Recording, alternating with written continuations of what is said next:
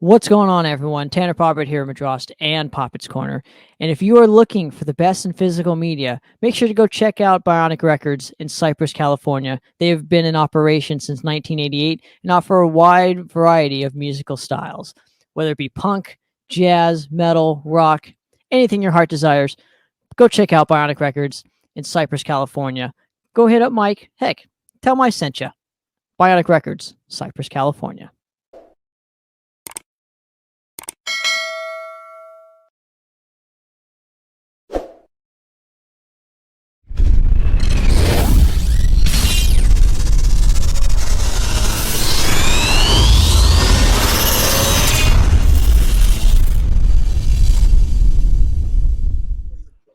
What's going on, everyone? Welcome. Hey, Jarvis, you want to join us real quick? Okay, fuck it. Put on the headphones and turn the microphone on. Well, okay, Don't take those, Jarvis. Those are mine. Those are Milano's. Yeah, you're good. No. Well, we tried to get you last time, but you bombed on us, so we got you here today. Relieve the pressure on me to say interesting stuff. You got to turn it on. There's a dummy button. There it is. Oh, yeah. There he is. There we go. Hey. All right. So we got two special guests I'm really excited for. Mr. Zach Friedberg, of course. I haven't seen him in ages. How you doing, man? I'm fantastic. How are you doing, Tanner? I'm doing well, my friend. And then Mr. Jarvis Leatherby. What's going on, dude? Hello, man. Doing good. Pandemicing here at an event for the first time in a long time. That's been cool. It's cool to be here next to my old buddy Zach. We go way back. Not a lot of people know that, but Zach was a former lighting guy for Night Demon. He did the Carcass tour with us, and he also did merch and did the lights for our live album, Live Darkness, in Cleveland. He was at that show. I did lights. You can't see the lights on the live album. Way to go, Zach. And I did lights for Sirt's Ungel's comeback show. You did. At Ventura Theater. That was an interesting one. But, yeah. Anyway, yeah. Then Tanner, good to see you. Good to see you too, been a long time. I think the last time I saw you was at the Murder in the Front Row premiere in San Francisco. Correct. I think so. That's correct. So that was quite a while ago. Yeah, absolutely. That was with Razor Radio. Yeah. How you been, man? Good. I've been living in Ireland half the time, split my time between there and California. My girlfriend's from Ireland. Night Demon's recording a new record. Sirith Ungel's going to do probably the final record. Satan's in the studio. Midnight's got a new record coming out, and I'm just naming all the bands I manage here. Sorry. Yeah, he's naming all the new wave of British heavy metal bands. He's naming Iron Grip's roster. Yeah. But yeah, I got a label, Iron Grip Records, and got doing a ton of old school reissues on that, and did the last Haunt record, gonna do their new one too. Yeah, man, it's heavy metal all the time. Bewitcher have anything new coming up? Bewitcher just put out a record this last spring, so they're kind of just in the same boat as all these bands. It's like, how much music can you release when you can't go on the road, right? So it's like, I think a lot of people are just stockpiling stuff and kind of waiting for that. Now let me ask you, Jarvis, this. I noticed that obviously you have, I don't know how you have the free time to do anything anymore with all the fucking bands you mentioned, but one of the things that I love that you did, and I don't know if you still do these, was you would literally just walk around and have your phone and do a live stream or something and have like a motivational speech every time. Yeah, so I did during the pandemic. I did this thing called Metal Monday Motivational, and it was just, there was so much negativity going on, especially in our scene, and I was just kind of like, look, if I could just spread some kind of positive message, I think it would kind of help some people.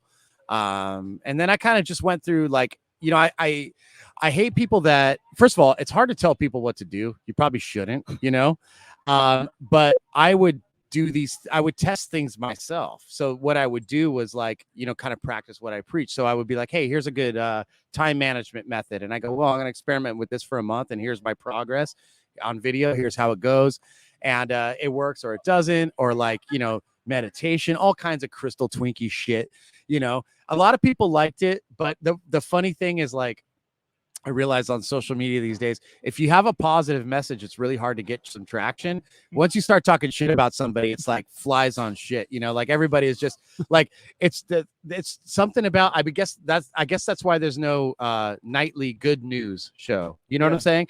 We're kind of drawn to this, these things that scare us. And well, do you think that all the social media platforms kind of control that though, and they want that negativity? I'm not going to go that deep because I really don't know.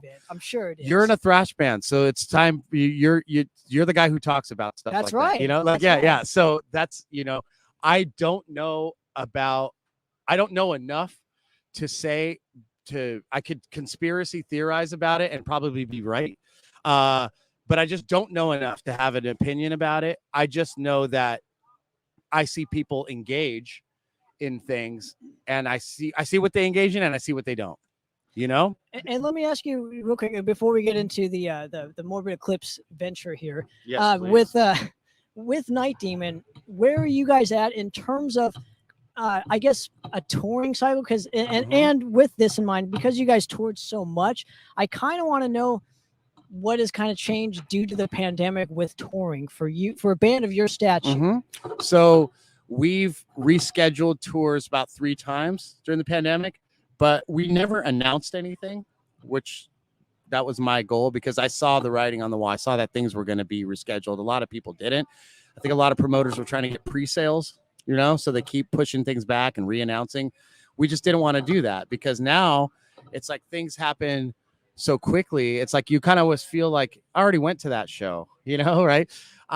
We've got all of 2022 rebooked. We got about 7 months of touring, and we hope it happens. But what it's looking like now is like a lot of venues have closed, but a lot of new ones are opening too, which is nice. I think that stronger touring packages are where it's at now. People are really trying to group together the strongest package because everybody's going up against each other. So we're going to go from no shows to like you're going to have 3 options a night. But that was like that before though. So what's the difference then between then because and now? Okay, you had a bunch of older bands retiring, and now that everybody's been sidelined, they're like, hey, I think I want to play again. You know what I'm saying? Like, fuck my warehouse job. Like, I've been playing guitar, right? Like, so now it's like, fuck, it's just, it's so stacked. We're booking so far.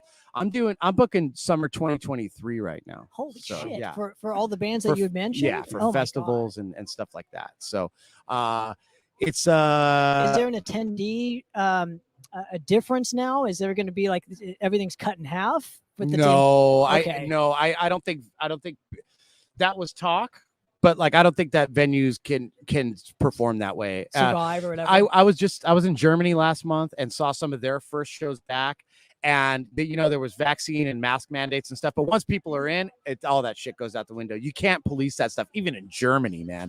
The fucking police state of them all, So it's all good, dude. We're human beings, and everybody's it's just gonna bounce back. I mean, that's just it's gonna happen that way, So now, Zach, going off of over to your journey here, and where are you at with musically speaking? I know not a lot of people have heard from you since the radio days of us. So where are you at in terms of like? I'll tell you, I'm listening to a lot more music than I'm playing. I'll tell you that.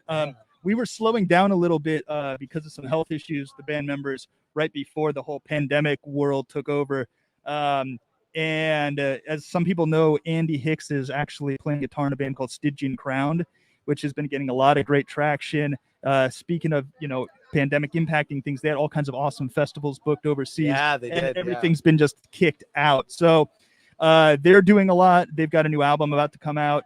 But basically, we just tabled Morbid Eclipse for the time being. Ben actually went back to the year 300,244 AD. That would be present temporal era on our timeline. So he's not around right now, but we do have, we've been talking about getting the band back together. I've got a lot of new music. It's just hasn't been played. And I'm just waiting till maybe we have an opportunity to do some shows. So it's not an easy band. It's not an easy band to get back together, man. We have got all these different timelines, No. I'm talking about just the lights and lasers and all that stuff.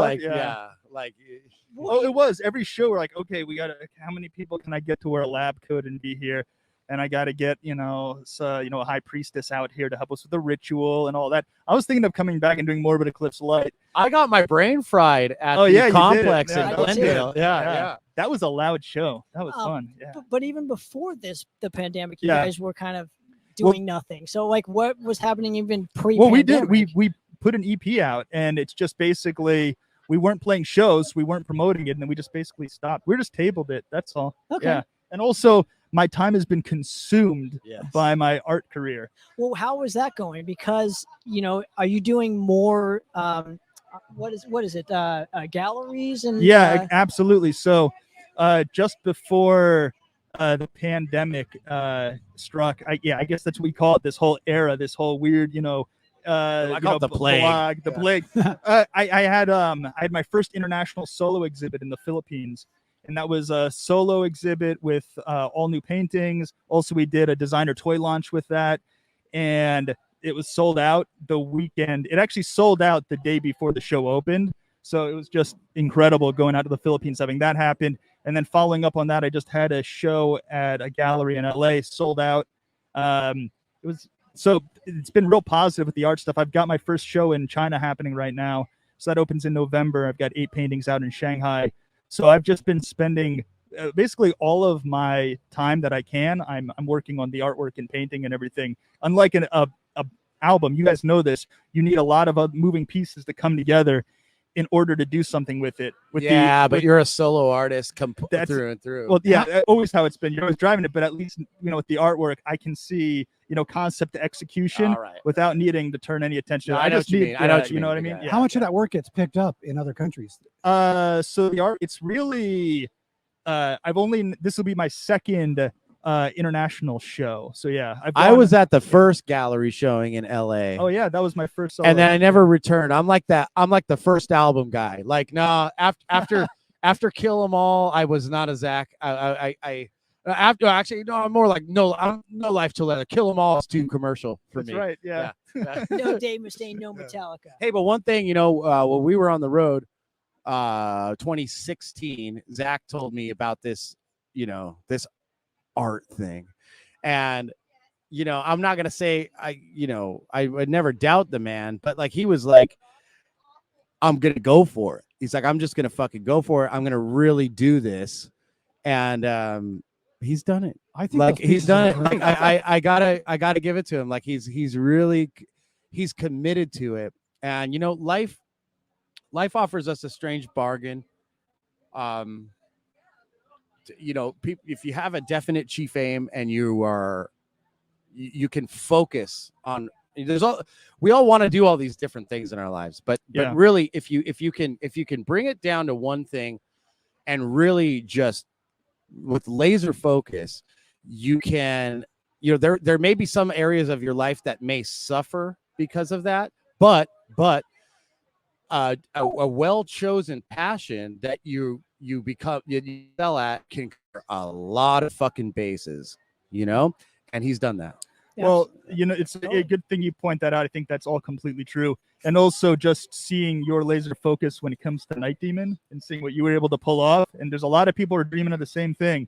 You had the songs, but you also had that laser focus. And, I'll tell you what, though, something I still struggle with, too. Yeah. Like if I didn't, all the other bands I mentioned that I'm involved with, if I threw them to the side, Night Demon would be like Metallica. Sure. So I don't doubt it. Yeah. And so I'm headed that way. So fuck you, bands. No, just kidding. It's very level-headed though to be participating in a lot of different bands and it's all. I never wanted to be a band manager or have a label. I saw greatness in these bands, and they needed something. Like they had no clue what to do with this stuff. So it was almost, I was just in the right place at the right time. Well, and it's funny that you mentioned that because these are older bands. You would think that they would have more. Some of them, some newer bands. But the first band I ever took on was Visigoth, and like I have Visigoth and Midnight too. But true.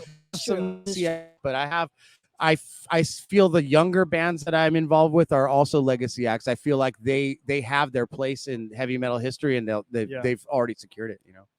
So I think all of us bands have, to be honest with you.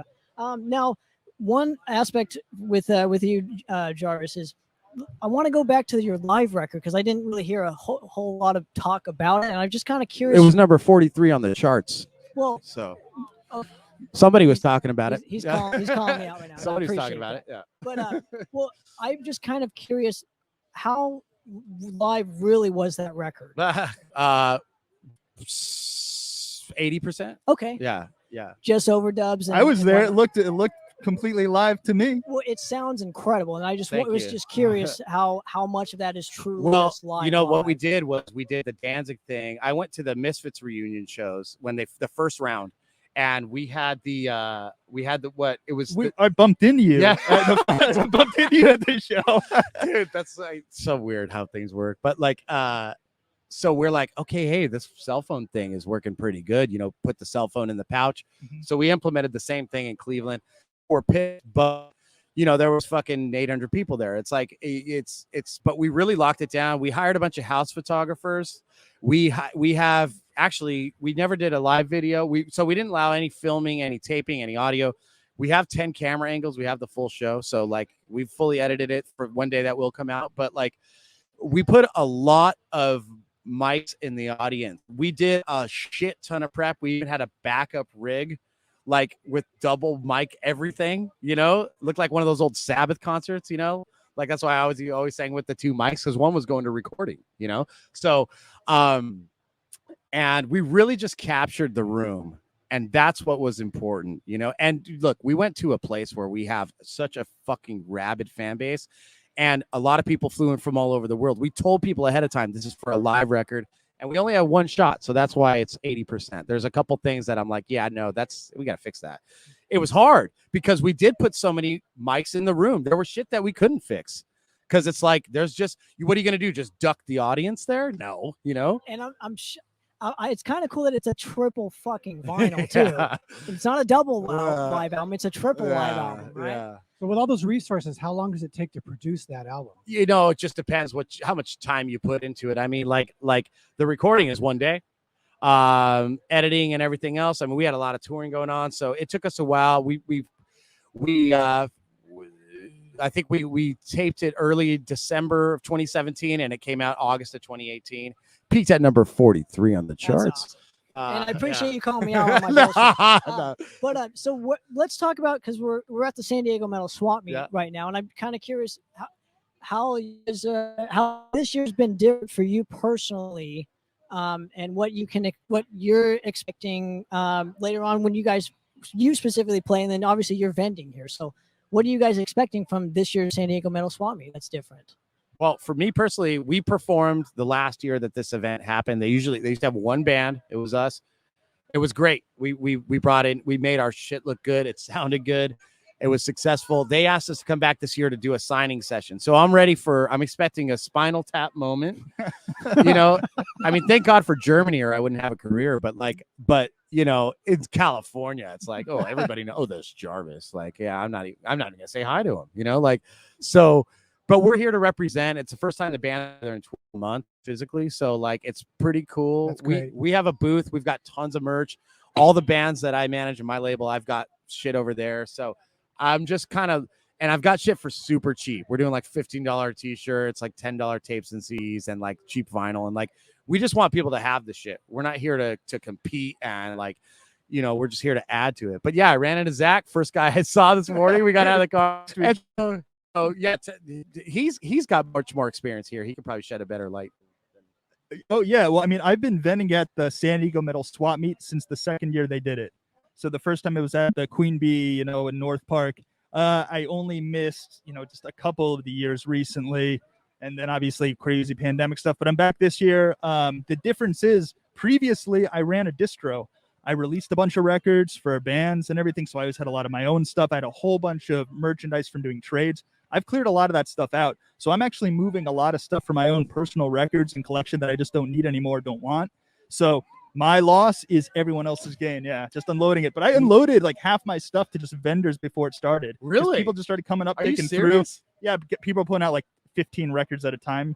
I'm like, yeah, that's $10. I was doing $20, that. $10. Yeah. You didn't be like, oh, I want that. Actually, I don't. Hang on, I need to keep Yeah, that yeah, actually yeah, now. These guys want to go back with their Yeah. cars empty. Is what? Oh, That's what I Oh, want. yeah, I told- absolutely, yeah. I told- so do we. Yeah. Yeah. No, I told my assistant that. I said, because we just packed the car to the brim, and I said, hey, we're coming home with a light load. you Okay, know? let me ask you this, Jarvis. yeah. When is the point where you actually need a fucking assistant Dude, being a metal band? I have a Because that- full I have a like, what full is- I have a full-time assistant, and she like I That's- can't live without it. I mean, like I for the first 6 months of this year, I lived in Ireland, and so I need somebody at my warehouse shipping stuff out, and I need somebody doing all the social media. I don't touch that stuff, just there's administrative work, man. I mean, like, just for a band playing one festival, it's just crazy, dude. Like, your agents will only do so much, and it's like running a management company and a label, and like we have a whole,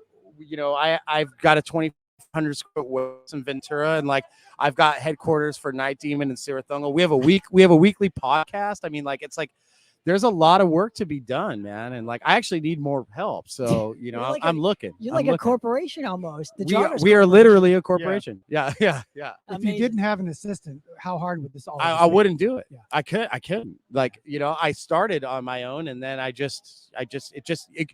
things grow, right? And like you get to a point where like I'm not gonna have somebody work for me and then have nothing for them to do, right? So It's amazing, and they have a job for life now, as long as you're still living. So Yeah. There's that. well, gentlemen, I really want to thank you for stopping by and Yeah, hanging with thank me. you, Really, guys. Yeah. do Hey, sorry appreciate for it. hijacking your interview here. No, No, This has been it's awesome, absolutely so great. I I wanted to find out what was going on with you anyway. Yeah, so there hey, you go. I got Absolutely. caught up. I didn't have to ask. That's a question crazy that either. you guys have a long history. Oh yeah, no. Dude, Zach is one of the first people to ever see my band play and like come up to me actually and not be too cool for school and go, dude, I love what you're doing. I love how you're bringing production into a small. He's like, I'm trying to do the same. So we started helping each other out, and here we are. Love I'm always down for the lab coat if you are. Oh still yeah. All offering right. that When we up. get back to the stage, absolutely. It's awesome. Well, gentlemen, I want to thank you for stopping by Poppitt's Corner, and I know Night Demon has their podcast, so make sure to go check that out as Night well. Demon Heavy Metal Podcast, and also I'm looking for a label manager, but I'm looking for kind of like a hybrid person who knows about the record industry and also somebody who can do art, like not necessarily a good drawer, but digital art, social media layouts, kind of. So if anybody out there apply for the job, We're gonna hit you up. Yeah, you can find me. Just look up Jarvis and you'll find me. That's only I'm one. one of the only ones. There's only one. And Zach, where can people find your art before we go? Oh yeah, you can find me on the social media and on the websites and all that stuff. Just Spectacular. At Spectacular. Yeah, spectacular, but a Z instead of a T. That's all. Outstanding. Here's some Outstanding. stickers, guys. Cool. Well, gentlemen, I want to thank you obviously for coming on again, and enjoy the rest of the San Diego Metal Swap Meet.